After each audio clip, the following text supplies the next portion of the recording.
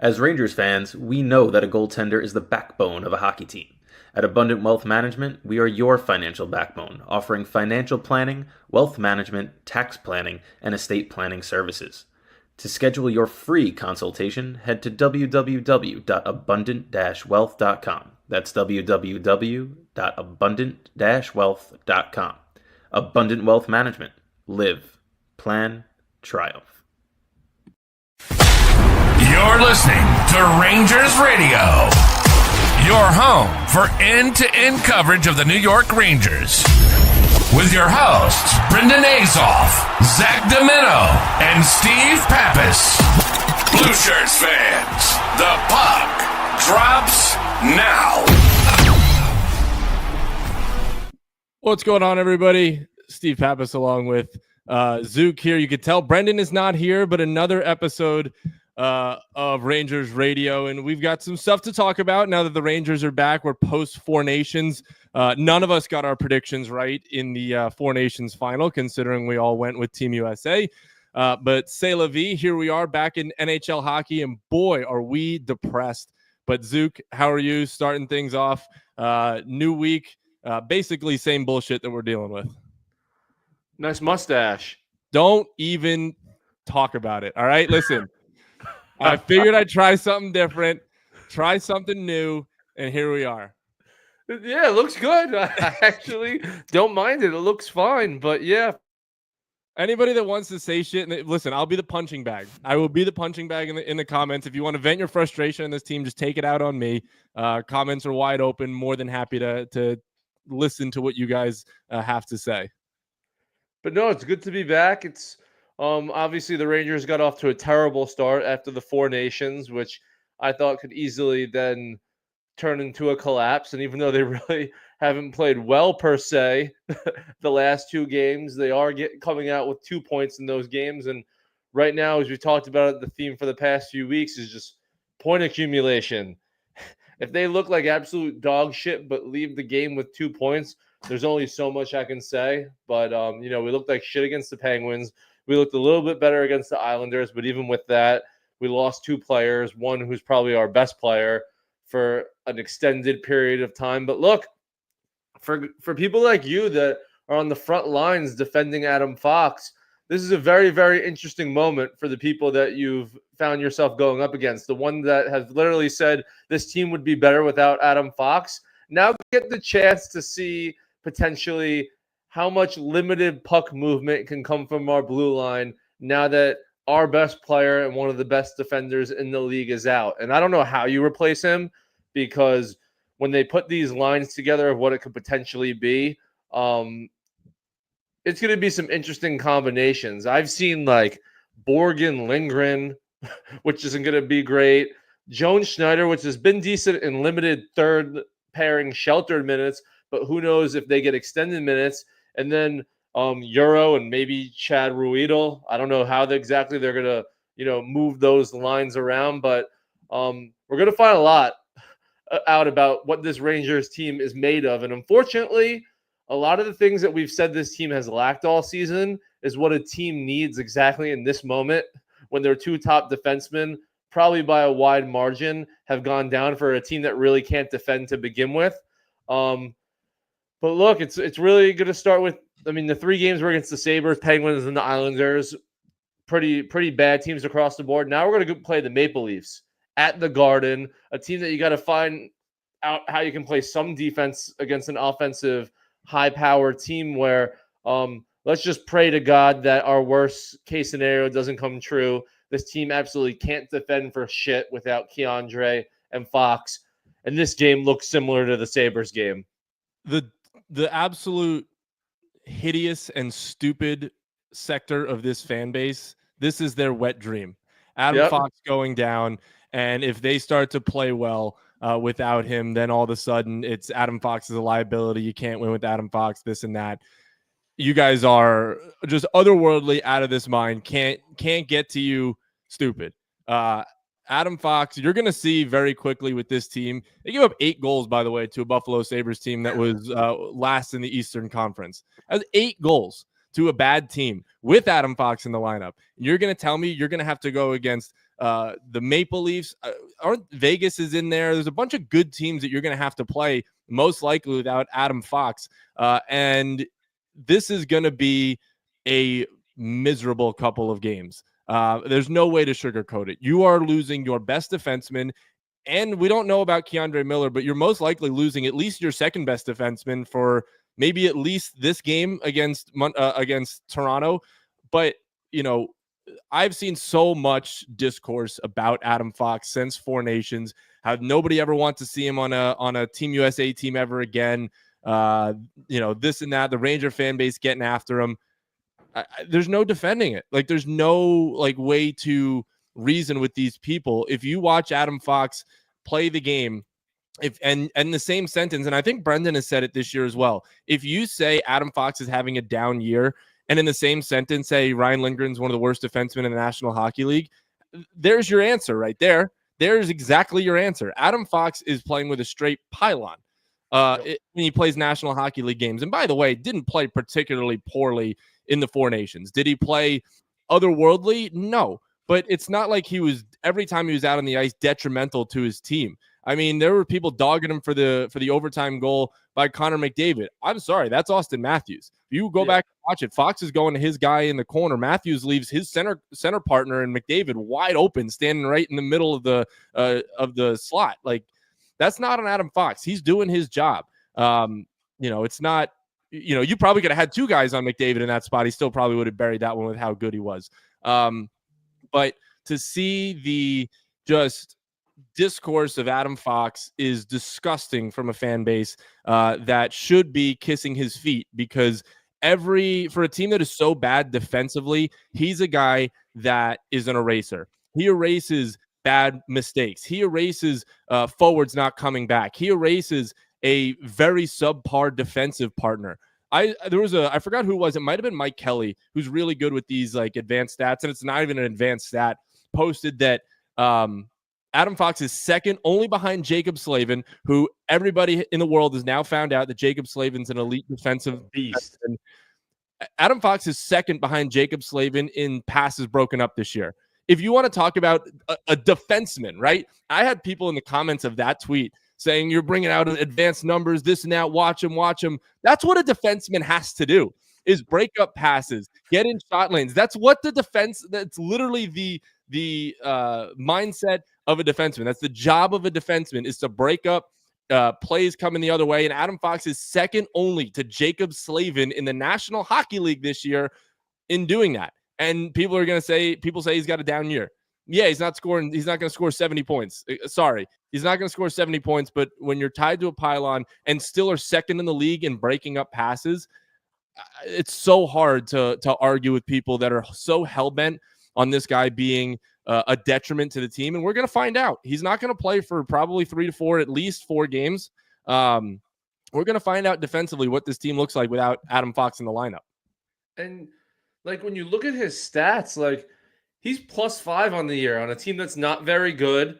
With you keep saying, a pylon cone next to him and Ryan Lindgren, and being +5 is. I was actually kind of shocked when I look at it. To be honest, it's funny because if you look at the Rangers +- Capo Kakko is still number 1. Johnny Brodzinski after the Islanders game is now number 2, and Will Cooley is number 3. But it's funny, the eye test kind of matches that. And then when you look at the bottom, it's check who's second to last. Mika Zibanejad, Alexi Lafreniere, who we'll get into, who is absolutely garbage. It's Panarin that I think a real conversation needs to start with him.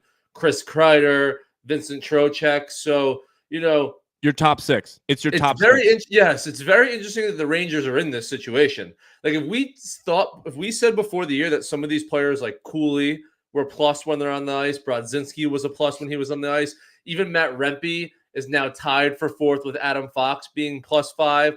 If you got a bottom 6 performing like that, and that was the whole question about the Rangers coming into this season, you would think we would be in line to win another President's Trophy. But it's the Trocheck, Panarin, Lafreniere line, which was the best 5-on-5 line in the league statistically last year, is just absolute dog water this year, combined with the fact that Mika and Kreider, who is quote-unquote your first line, has just forgotten how to play hockey. It's really a bottom 6 in JT Miller at this point. And then you're hoping that those guys can float water enough for Igor to stand on his head and for it to make a difference, which in some of the games, specifically the Penguins game, almost didn't matter with how good he played. Like, that's become the new Ranger strategy, which has been for years. It's, you got 6 guys that you need to carry you every single night, and it's 6 guys that you wouldn't expect, the bottom 6 plus JT Miller, a defense that can't really defend, and then Igor has to, really play lights out for us to have a chance. And, we got to ride that for the next 23 games. And you can talk about as many players as we want because they all really need to step up. Igor's got to do Igor things while Adam Fox is out. We got to get comfortable with the fact that we're going to look like the worst team a lot of nights on the ice. But we play a sport where the goalie can be a great equalizer. And if he gives up no goals for an entire game, you got a chance to win. And it's really the only position in sports that has that much of a say in the outcome of a game. So we're going to have to get comfortable with the fact that the ice is going to be tilted a lot. We're going to be stuck in our zone because now we're extremely limited on puck-moving defensemen, especially if our top pairing becomes Borgen and Lindgren. We're going to have to sneak away a lot of games where the few high-danger chances that we have, we score. And it's kind of the Islanders' philosophy, right? If you didn't look at the scoreboard and you were just kind of looking at the game, we didn't walk the Islanders in a 5-1 performance. It was not that way at all. But the chances that we had when we decided to shoot, we scored. And Igor didn't let much in, if any. He let that early goal in and then settled in. Did similarly against the Penguins where he didn't let much in besides the butt goal. But yeah, it's going to be a lot of that over the next 20 to 25 games. And, if there was ever a guy to do it, it was going to be Igor Shesterkin. And what a way it would be to just erase everything that happened, earlier this season, which I've been a part of, just, saying he might be worth the 11.5, a lot of chatter, again, which I've been a part of. If we make the playoffs, it will be because of Igor Shesterkin at this point. When you lose a guy like Fox and maybe Miller for a game or two, we're going to have no defense until Adam Fox comes back. We're going to play absolutely no defense, where we almost got to play the philosophy of let's get into some track meets. Let's go back to flying the zone. Let's try and get an unordinary amount of 2-on-1s that we can capitalize on, because the ice is going to be tilted for a lot of these games. So let's see what happens. And, if God willing, like Panarin can wake up or Mika can wake up. Not going to say anything about JT Miller because I think people are starting to, whatever side of the coin you were on, I think people are starting to love that trade. You see him at 4 Nations, absolutely killing it in his role, getting that game to overtime against Canada by back-checking the back post when Crosby would have had a wide-open shot. He's everything that we could have dreamed of and more. He's someone where I think in 2 or 3 years, we're looking at that contract and laughing at $8.5 million, because he's someone who he's always going to bring it. And you think of him as like a physical power forward, which he is, but he's got skill and he's got a shot. Like, he may have the best shot on the team at this point. The way he's able to put it over these goalies' shoulders left and right is incredible. But the combination to win games going forward without Fox is going to be Igor plus capitalizing on the few chances that we get each game. It is something to note, the report that came out after 4 Nations, that Vinny Trocheck has a broken finger, I believe it is. So that is something to look at down the line, production-wise from him. If you're not seeing a lot, I think it's going to get forgotten. And in 2 weeks, we're going to be like, what the hell's wrong with Vinny Trocheck? Even though, he hasn't been fantastic all year. But you got to remember that he now has a broken finger, most likely. And he keeps hurting it. Yeah. He keeps breaking it. Like, he keeps getting hit on that same finger. Yeah. But going back to what you mentioned about the bottom 6, it's like you had a line last year in Trocheck, Lafreniere, and Panarin that was, like you said, tops in the NHL at 5-on-5. They're not even average. Like, right? It's a detriment when they're out on the ice because 2 of the 3 guys don't play defense. Alexis Lafreniere might be the worst defensive forward in the National Hockey League, only second to Artemi Panarin. Nobody plays defense on that line. And to say that, we're going to play no defense now that Fox and Miller might be out, there was no defense being.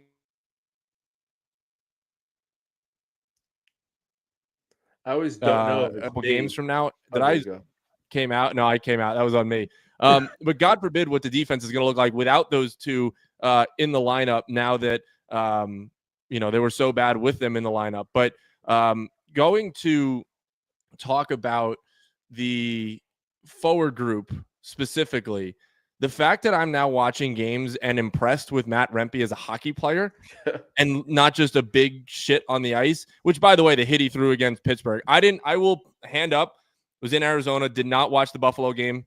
As much as they tried to ruin my vacation, didn't watch that game. It's on the golf course.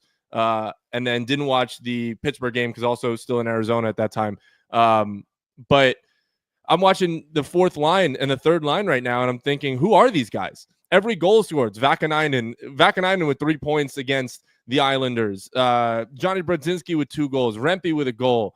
Obviously JT Miller's doing his thing, but all the production is coming out of the bottom 6. And if you could just get average play from your top 6 forwards, then this is a no-brainer team in the postseason. If you're getting average play from your top 2 lines, does Ottawa scare you? No. Does Detroit scare you? No. Yeah. Does Columbus scare you? No. I mean, like, it's just so infuriating knowing you just need average play from your top 6 and you're getting so subpar efforts from everybody every single night. What am I supposed to get excited about that they beat the Islanders and that they beat Pittsburgh after getting shelled in both of those games, after losing 8-1 or 8-2, whatever, who gives a shit, to the Buffalo Sabres? I'm supposed to come out of that and be like, oh, we're going to be now in the last playoff spot. We're going to go play a Washington team that's going to absolutely beat the brakes off of this team come postseason time if they get in. Like, I am so over this mindset of just get to the postseason with Igor Shesterkin. As much as he's saved their bacon the first 2 games out of the break, he's been wildly inconsistent this year. He's had weeks where he's been really good, a world beater, but then he's had weeks where he went 5 games without over 850, I believe it was. So you can't rely on your goaltending to save your ass if you're not playing well in front of him, because he is not up to standard right now this year. So what am I supposed to get excited about with this team? A first-round exit? Just get to the playoffs and be a first-round exit? Again, the goal at the start of this year and the expectation at the start of this year was Stanley Cup or bust. A shitty November and December does not then move the goalposts in saying, well, now because Fox is hurt and Shesterkin isn't playing up to... No, fuck that. They have to make a Stanley Cup run. If not, jobs will be on the chopping block. Laviolette is gone most likely no matter what at the end of this year. No matter what, if they make it or if they don't make it, Laviolette is gone. I think Laviolette's probably going to win a series to even be considered to stay anymore. But to your point, it's just the top 6 and the bottom 6 like play differently. Like, some of these guys in the bottom 6 have no skill at all. Like, literally no skill. And the way they play is they get a guy to the slot. As soon as he gets the puck, he puts it on net when one of his wingers are standing in front of the goalie. And it's like the simplest way to play hockey, but it literally was illustrated to the max against the Islanders. Johnny Brodzinski would just start on one board and skate literally through the middle of the offensive zone, get the puck in the slot, not do anything else, but just whip it at the net. Sometimes he would miss by 5 feet. Sometimes it would go in. Sometimes it would hit Matt Rempe and go in. But, like, that's how you got to play. And then you get this top 6 that has offensive zone time at points, but it's just because they're skating around the outside. Like, they don't even shoot the puck. And there's times where, like, I'm literally listening on the radio or watching TV and the announcers are saying, just, like, put the puck on net. Like, just shoot the puck. Like, they'd rather pass it to, like, a forward standing in the corner just because he's wide open and then he has to make the decision than just whipping it and putting it on net. And how often do we see these goals go in? A perfect example being the Penguins, where, like, the cameraman couldn't even follow it because he didn't think a shot would be on net, where the guy on the Penguins literally, I forget, it might have been Colin Ray. I forget what his name was. He scored 2 goals that game. He got the puck, just threw it on net. Was going to miss by 5 feet. But based on where Keandre Miller was standing and him having no idea what he was doing at that moment, it hit his butt and went into the net. Like, that's hockey. Like, sometimes you got to throw skill out the wall and just play hockey. Like, if you throw the puck into where there's 5 guys standing in front of the goal, sure, 99% of the time it's going to get deflected and go elsewhere. But that 1% time it goes into the net gives you a better chance to score than if you're passing it to a wide open guy in the corner. Like, the top 6 is only willing to shoot if they pass the puck a certain amount of times around the offensive zone and then get a wide open shot from like the outside. You can see it. Like JT Miller goes to the slot, gets the puck, takes a shot. Johnny Brodzinski gets the puck in the slot, takes a shot. Brennan Othmann wasn't even looking at the net sometimes last game, but just got the puck, turned to face the net, and shot. And it almost went in. It's just like, if you can't create offense, it's just a simple thing to do, just to throw it at the net. And like if the top six did it, like, and you add in some of their skill, they'd be producing at the rate that the bottom.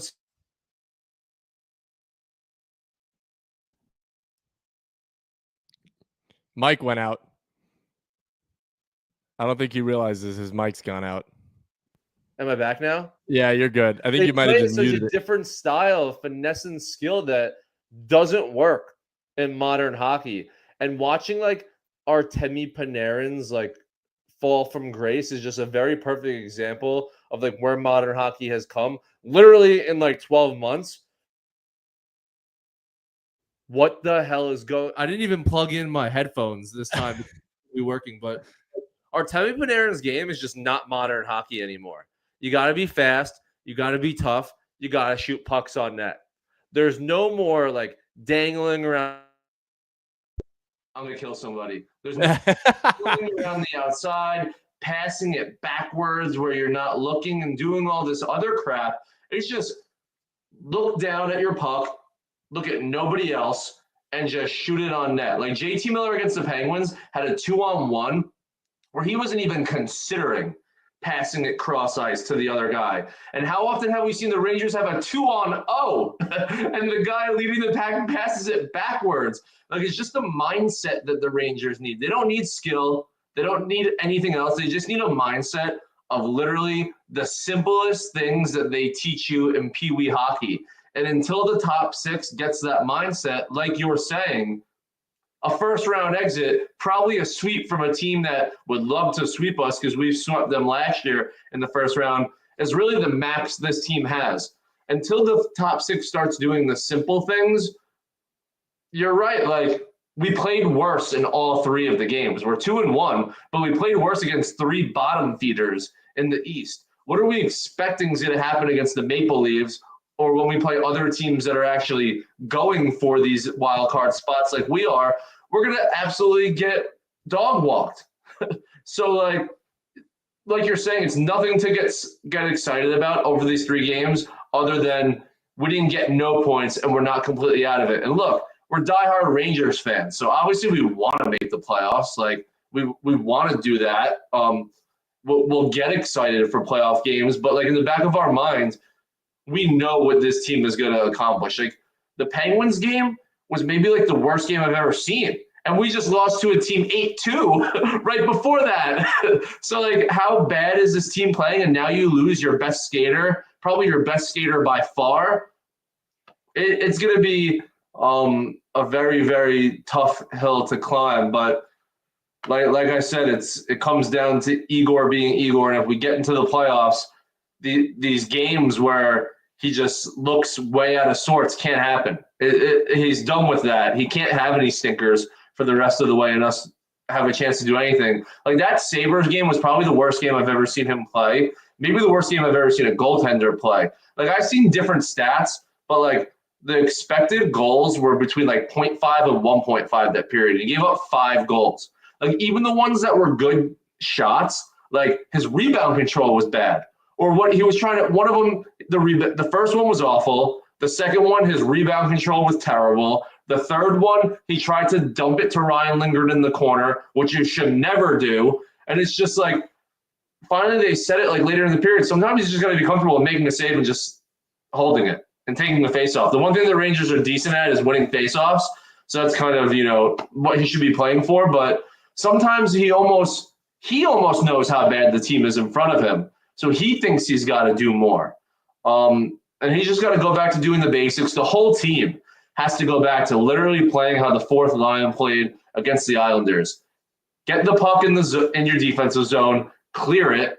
Who cares if you ice it? Just clear it. Most of the time, you're not going to ice it if you have any skill. Get the puck in the offensive zone, look at the net, shoot it at the net. If you don't have the puck and you're in the offensive zone, get to the net.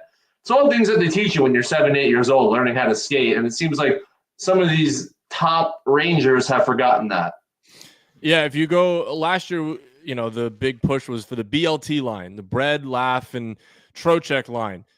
No goals in the last 5 games for Artemi Panarin. No goals in the last 6 for Alexis Lafreniere, and no goals in the last 4 for Vincent Trocheck.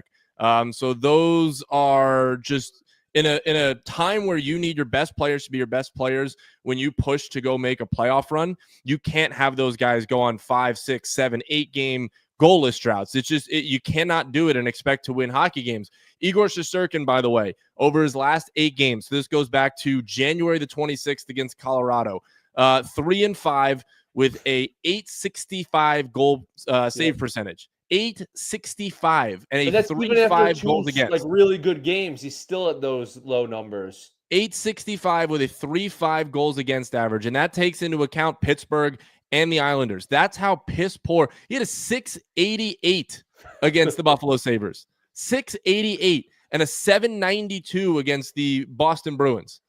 That's all within 3 games of each other. And of course, that takes into account the break. We forget about those games because there was a break in there, but those are 2 sub 800, sub 750 games in the last 5 games. You're not going to win games with a goaltender that's playing like that. And you're not going to win games with a basically top line that isn't scoring. So when I watch the Islander game and you say, oh, it's 5-1, how can you be upset about 5-1? All your goals are coming from Brodzinski, Vakanainen. Like, what am I supposed to get up for? What am I supposed to be excited about? Because absolutely those guys, and all credit goes to them, they are picking up the slack for guys that are not playing well at the moment. But how is that team supposed to make a playoff run, not even get into the playoffs, but do anything if they get into the playoffs, if those are your primary drivers for offense? It just cannot happen. And your goaltender needs to play well above 900, well above 850 to even sniff a chance at making the postseason. Because let's be honest, the Columbus Blue Jackets are a hungry team. The Ottawa Senators are a hungry team. The Detroit Red Wings are a hungry team. All of those teams are on playoff droughts right now where their fan bases are itching to get into the postseason. This Ranger team looks like they, again, for the better part of 4, 5, 6 months right now, have looked like they've gone through the motions. They had a good 3 weeks to start the season, got pumped by Florida, and then basically shut it down for the rest of the year. I cannot sit here and get excited about a game where you got shit pumped against the Buffalo Sabres, the worst team in the Eastern Conference, shit pumped against the Pittsburgh Penguins, the second worst team in the Eastern Conference, and then shit pumped by the New York Islanders, the third worst team in the Eastern Conference, but just came out with 2 wins because those teams are that bad. I just cannot get behind it. And call me a pessimist all you want. I am. I get it. But when you look at this in the grand scheme of things, how do you get excited for that? How? Yeah. How do you get excited for that? And to this comment, I would like to hope that Benoit Allaire's step back hasn't affected Igor's ability as much as, he's gone bad this year. I think it's the combination of the absolutely horrible play in front of him, which sometimes I'll underrate because I'm just looking for someone to blame, and I'm going to blame the guy between the pipes. But he's also been bad. Like, he leads the league in 5-goal games. Eventually, you got to have some pride and stop him at 4 goals. And some of these 5-goal games, like the one in Buffalo where he was playing 1 period. So that could be 7, that could be 8. Like, sometimes we're saving him. But what I'm excited for is eventually when this Ranger season ends, realistically how it's going to end with a flutter where we either don't make the playoffs or we get swept in the first round. I think me and you are going to lead the charge this summer for hashtag trade Loff. Because he's the guy that we really got to have the conversation about. Not only has he been terrible, he's specifically probably been the worst player in hockey since he got his extension. And that's not someone that you want. Like, I'm not saying, oh, the cap's going up, you can just hide that. He's like a completely negative player. Like, it's a conversation between him and Mika as to who our worst player is. And at least with Mika, he gives you some special teams, not so much with the power play, but more with the penalty kill and being a little bit of an offensive threat on that. But Loff just does absolutely nothing. Like, literally nothing. If he doesn't have the puck on his stick, he might as well just be sitting on the ice. He's not going back to play defense. He's not moving in the offensive zone without the puck on his stick. And you got to pray. And I think will be able to this summer, I think you can sell someone on him. Like, he is the first overall pick. There was times in the past where he has looked decent, where if you put that with someone else, or you don't expect to get that much back and it's more a salary dump, I still think you can find a trade for Loft if you need to. And it's slowly getting to the point where I don't know what you can do to spark him. To this comment again, I want him playing on a line with Miller to spark him. He looked good in that third period with Miller. Obviously, Laviolette did that thing where lines look good, and so then immediately the next game he didn't play those same lines, because that's what Peter Laviolette excels at. But, like, to be fair, when you're the first overall pick, how many different guys do we have to put you with to spark you before you're the guy that sparks other people? Like, we can't have this thing where, like, we're moving all these terrible players around to find sparks, and it's bringing down our good players. At some point, we got to fall into, let's put all these shitty players on one line together, play them for like 7 minutes. Let's give, the lower line guys some more minutes and see what they can do. And let's have JT Miller and Will Cooley run around the line together, because I'm literally going to kill someone with this mic. It's a new mic I got now. Did you actually? That's a new one? I think it's my computer at this point, but it's got to be. Will Cooley and JT, like, Laviolette's going to stop trying to do this thing where he's separating good players because he wants to put a good player on each line with bad players around him to spark it, and just lump the bad players together, give them 20 minutes, and then have the good players get 40 minutes. If that means guys that you don't expect, like Johnny Brodzinski, are getting more minutes than Alexei Lafreniere, fuck it. Like, we're not at the point right now where we're worried about people's growth or how much money they're making, or quote unquote, 3 years down the line, what do these minutes mean for Lafreniere? We're in a playoff run. You got to play the guys that are playing like good for you. And right now, like we keep saying, it's Cooley and Miller in the top 6, and then it's the bottom 6. So, like, yeah, Artemi Panarin has been this unbelievable player who has been in Hart Trophy conversations in the past. As recent as last year, has carried this team offensively. But how long do we let him go? Being a net negative on the team, not scoring goals, not creating goals, not getting back on defense. Like, he's a negative 10. He's a negative 10 on a team where the power player isn't producing anymore. So even if you took that into account, he's still a negative player. Like, you got to take the names and numbers off the back of the jerseys and just look at how guys have been playing recently and play those guys. And Peter Laviolette, time after time, just showed us he doesn't have that ability. He's just a guy who's going to turn on Spotify and play the hits. Like, he's not worried about, like, what the new good song is, what the trendy song, what they're playing on the radio that could do him well. He's looking at what classic rock was big in the 1980s. That's got to work now, and that's what I got to play, because that's the only reason why guys like Zibanejad, guys like Panarin, guys like Loft, guys like Kreider when he's playing, and thank God Laviolette. I was certain Laviolette was going to play him against the Islanders. I don't know what got to him to sit him and play some other guys that ended up playing well, but eventually you got to play the guys that are playing well. Like, it comes down to some simple shit with this team that no one understands. Drury doesn't understand. Laviolette doesn't understand. The players don't understand.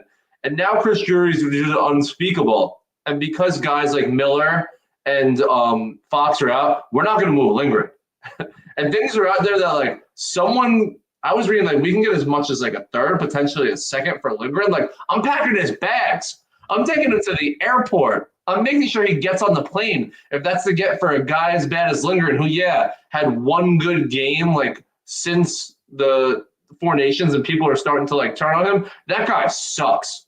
That guy's terrible. And the fact that any team is willing to give you a second or third round pick for him is something that Drury should be salivating for. I don't know what these other teams see in him. It's probably Stanley Cup aspiring teams that are going to fit him on a third line and think that he could be the missing piece there. Sure. But playing first line minutes next to Will Borgen ain't it. Ain't it down the stretch. And if you think that, anyone is going to be shown a light on over these next few games, wait to see. We've been talking about how much Ryan Lindgren drags, like, Adam Fox down. Let's flip it the opposite. Think about how much Adam Fox has been carrying Lindgren, where he's getting first-line minutes on a President's Trophy team last year, and now a team trying to make the Cup. This is a guy who, if he wasn't paired next to Adam Fox, when they originally weren't, when they both came up, but they just became friends and looked good next to each other, he's playing third-line minutes elsewhere, maybe in the press box with like Zach Jones on other teams. Like, this is a guy that's going to get absolutely abused down the stretch with whoever they put next to him, whether it's Schneider, whether it's Borgen, whether, I don't know, if Laviolette just decides to throw Zach Jones into the water and play him on the right side next to Lindgren and lower his minutes. He's going to get abused. He's going to get exposed. And it's going to be a sight to see that we might not even be able to trade him after what happens to him the next few games. I know you're just going in on Lindgren, but you mentioned Zibanejad. As a Mika Zibanejad defender, as a chronic Mika Zibanejad defender, and I know I've dunked on him a lot this year because it's warranted. You can't just blindly support somebody. 4-game point streak, 5 points in his last 4 games, also a +2 in those 4 games. So it's been a better stretch down the last 5 games. When you talk about guys like Panarin and Trocheck and Lafreniere that haven't produced in the last 5 games. By the way, calendar turns over to March in 2 days. So Mika March, here we come. Trade deadline's also a week away from tomorrow, which is a crazy thing to think about. Our next episode is quite literally just going to be a trade deadline. We're either going to have a shitload of trades to talk about that the Rangers have made, or they haven't made them yet, or they're just simply not going to make them because they think they're good enough to make the postseason. But going back to Lafreniere, and it's a very, very, very damning stat. And before his contract was signed, he played 7 games. After that, he's played 50. So the numbers are slightly skewed a little bit just because of the small sample size. But in the 7 games that he played before his contract this year, 4 goals, 3 assists, point per game, was an even player. He was one of the guys that we were talking about that was like, everybody was like a plus whatever at that time, and he was a 0. But either way, 7 points, 7 games. You got consistent. He had 4 even strength goals to start the year. How many? I'm gonna give you this trivia question, and anybody in the comments can answer this question. How many even strength goals has he had since then in his last 50? In 7 games, he had 4 even strength goals. In the last 50, how many has he had? He's had 8. He has had 8. Wow. He has had. That's a great guess. That's a fantastic guess. He has had double the amount of even strength goals in 50 games as he did in the first 7 of this year. In the next 50 games that he's played since his contract has been signed, 10 goals, 8 at even strength, 14 assists, 24 points. That's less than half a point a game, and a -19. A -19. It is just, I'm going to tweet this out after the game because I feel like more people need to see this. But after the game, after the episode, you know what I mean. I was like, damn, is there a game tonight? I thought it was tomorrow. You know what I mean. But it's just such a damning stat that he was a point per game. And again, 7 games, small sample size. But what you saw at the end of last year, playing up for a contract, and then when he started the year, to then get the contract and just completely go by the wayside. And it could be a product of Panarin also being shit this year, Trocheck not playing his best, what have you. But at some point, you have to trust this guy to be a line driver, and he just simply is not. And that's why there has to be a team out there that is interested in a guy like Alexis Lafreniere, whether it be I don't know if San Jose would take him, an Anaheim, just one of these bottom barrel. I mean, Buffalo. I mean, you mean to tell me if you trade Laf to Buffalo for, Laf and maybe a pick, a high round pick to Buffalo for Dylan Cousins, is Buffalo going to say no to that? Probably not. I mean, I think, like I said off the top, I still think there other people out there could be sold on Laf. I would like to see him in a line with Cooley and Miller just for an extended period of time because. Do you want to hear something crazy? Like, he could drag them down. So it's like, what do you do with a guy like this that just does absolutely nothing? Do you want to hear something crazy? And this trade would never happen in a million years. The 2 interdivision teams never happened. The Rangers wouldn't give picks to this team. But the situation that Carolina is in with Mikko Rantanen, I would love that. Alexis Lafreniere and a first rounder, which they don't have. At least, it's tough because you can't really trade a conditional because it might not be your first round pick this year. That's the tough part. is you've already traded the condition to the first round pick, so it might not be yours this year. This is why, other than the fact that it's an interdivision team, also who in the right mind in Carolina would make that deal unless they know they're not going to re-sign Rantanen and get something back for that. But you would also have the stipulation, if you're the Rangers, that you are going to re-sign Rantanen and you have the cap space to re-sign Rantanen, which at the end of the day, what is Laugh making? 7 and a half? Is it 8.5? I think. So you're trading this 7.5 to 8.5 player to Carolina for a guy that you might sign for 11. Panarin probably coming off the books at the end of the year. Granted, you haven't seen a lot from Mikko Rantanen outside of playing with Nathan MacKinnon, so that is a red flag. And who knows how he would do in a New York market. But just honestly spitballing at the moment, who knows? Again, outside of the fact that it's an interdivision team, why would you make a trade with them? Why would you give them draft picks and this and that? But that could be a wild card trade partner that maybe comes out of left field if the Hurricanes are looking to trade Mikko Rantanen, and I doubt they're going to do it. If they were to do it, I doubt they do it this deadline, which again basically nullifies the trade because he's a free agent at the end of this year. But it's fun. We're having fun here. We're 41 minutes into an episode where the Rangers have played like shit for 3 games, but won 2 of them somehow because the other teams were that much worse than they are. Even though Buffalo is worse than they are and shit pumped them. But we're throwing out trade suggestions here. If you have them in the comments, please let us hear it. I want to have some fun with this one as we're a week and a day away from the trade deadline. And usually we're sitting here thinking who the Rangers going to go after. But this year we're sitting in who might be moved come trade deadline time. Is it Zach Jones? Is it Ryan Lindgren? Who? I mean, I don't know if you could trade a defenseman right now because you don't have any. You probably can. I mean, the names that I think of are Vesey, Riley Smith. But again, like, who wants these guys? Yeah. Like, what's your return? You've seen these names on Rangers Twitter, and it's like, yeah, but what are you just gonna give them away for like a bag of pucks? Like, sure, but like, is it even worth it at that point? Like, all these names were floating around. It's just like these guys aren't good. Like, they're not good. Like, I love Jimmy Vesey. What the hell are you getting for Jimmy Vesey? Like, what are you getting for? Maybe they'll play for his plane ticket. Like, that's it, and then future considerations.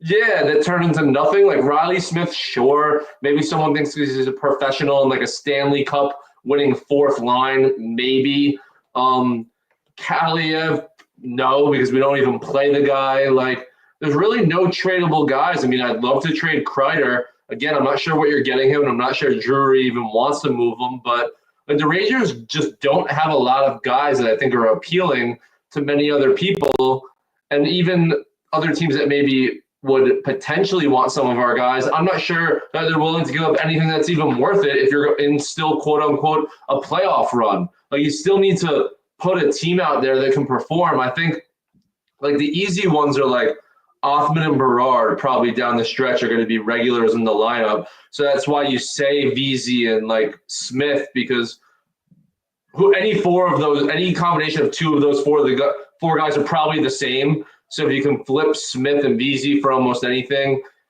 and then you get Berard and Othmann in, like, sure. I love what I saw Othmann, albeit in 1 game, but he was on that Brzezinski-Rempe line where they were just throwing pucks at net. Like, maybe you let Othmann move up to the 3rd line if Edstrom ever comes back. I'm not sure he's gonna this year, but I don't know. Maybe you get something for Carrick, but do you want to move Carrick, who's a serviceable 4th line defenseman that you have on the 4th line center, for 2 more years at $1 million? You'd probably like to keep that. So there's really just like nothing for the Rangers to do, or ultimately they're probably going to go out there, get a 3rd line center, overpay for him, a guy we're not even excited about, and then not even make the playoffs anyway.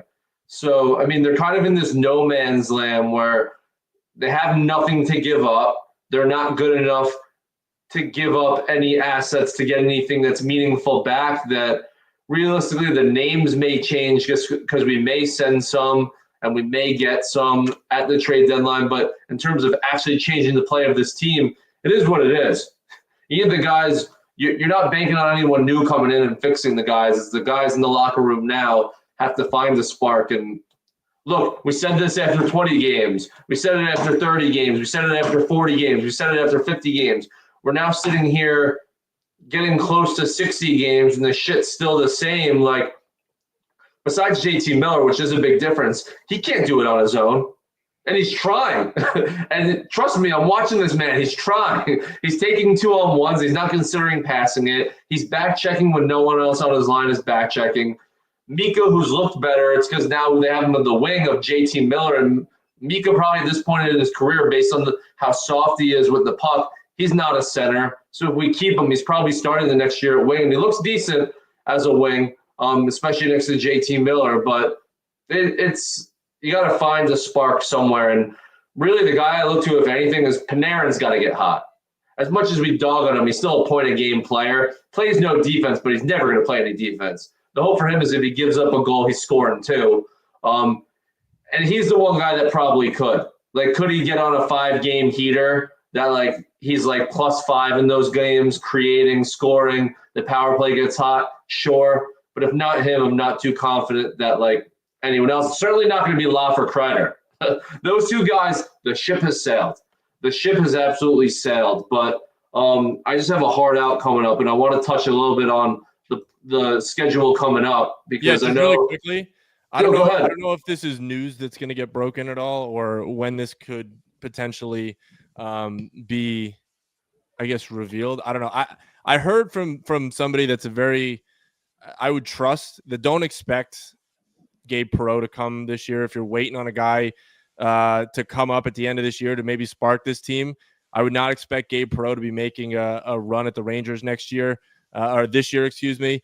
I think he might be staying at Boston College for one more year. So really, if your hope is he's going to come up at the end of this year and maybe spark somebody, I would urge you to think in the other direction. I think from what I heard, he may be staying at Boston College.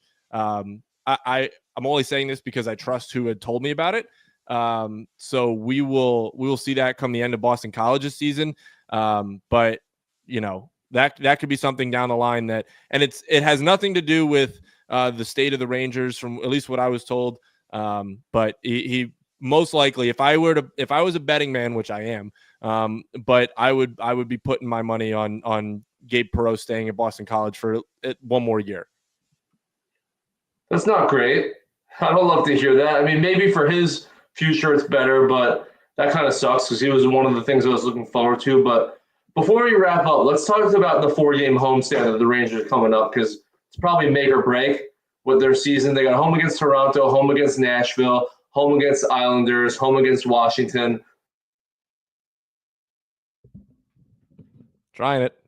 Home against Toronto, home against Nashville, home against the Islanders, home against Washington. I'm going to the game in the Islanders on Monday. What do you think happens in those 4 games? Losses to Toronto and Washington, an overtime loss to Nashville, and a win against the Islanders. 1-2-1. I just, with Fox not in the lineup, it's very hard for me to sit here and say that they're going to win majority of those games. And I know they're all at home, but 1-2-1, maybe 1-3. I can't see them winning more than one game in this stretch. And that just isn't it. At that point, you got to wrap the season up. Because, by the way, I will say this: if that's the case, you're 1-3-1 or 1-2-1, whatever it is, going into the trade deadline. That's going into the trade deadline, and you can't make a move to add or improve your team if they come out and show you that. And part of it is because Adam Fox won't be in the lineup. But you know, if you're going into the trade deadline 1-2-1 or 1-3-0, or even 1-1-2, if you take 2 of those games to overtime, I can't see Drury sitting there being comfortable making a move. But again, I don't like him as a general manager, so he'll probably go out and add after they lose 3 of 4, whatever it is, in that stretch. But we'll hear from you now. And then, because right after that stretch, not only is it the trade deadline, the 2 games after that are Ottawa and Columbus. So, like, these next 6 games, because of what the games are, plus what's happening in between with the trade deadline, basically the season. On March 9th, after that Columbus game at 6 p.m., we're going to know the story of the season with about 15 games left. We're going to be able to know, should we actually care? Is the season over? Are we somewhere in the middle? But the answer will be clear. One of those things will be the case at that point, and you're not going to need to see any more games at that point because after that, it's honestly at Winnipeg, at Minnesota, at Columbus, home against Edmonton. These next 6 games of the season. And realistically, they probably got to go 3-3 to stay in it. Based on who they win, there's like wiggle room, like 4-2, 2-3-1 either way. But obviously, the Ottawa and Columbus game are of utmost importance. But every game is extremely important, and this game tomorrow is going to set the tone.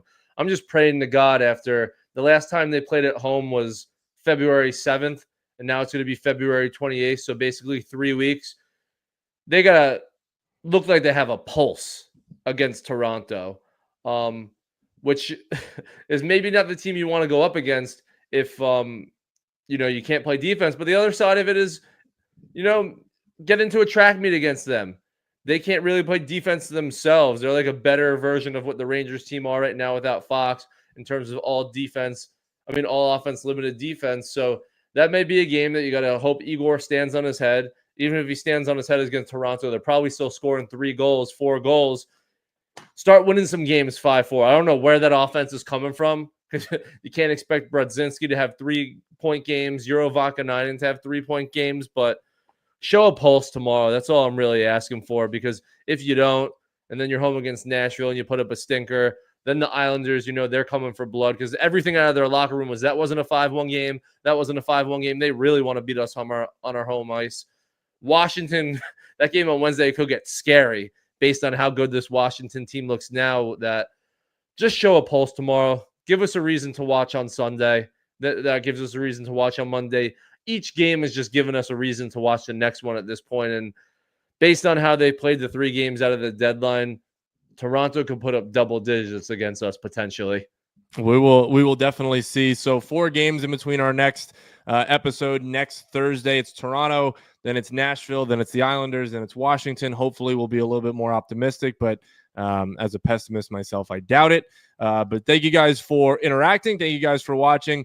We will see you guys come next week. Have a good one, everybody. Trade deadline.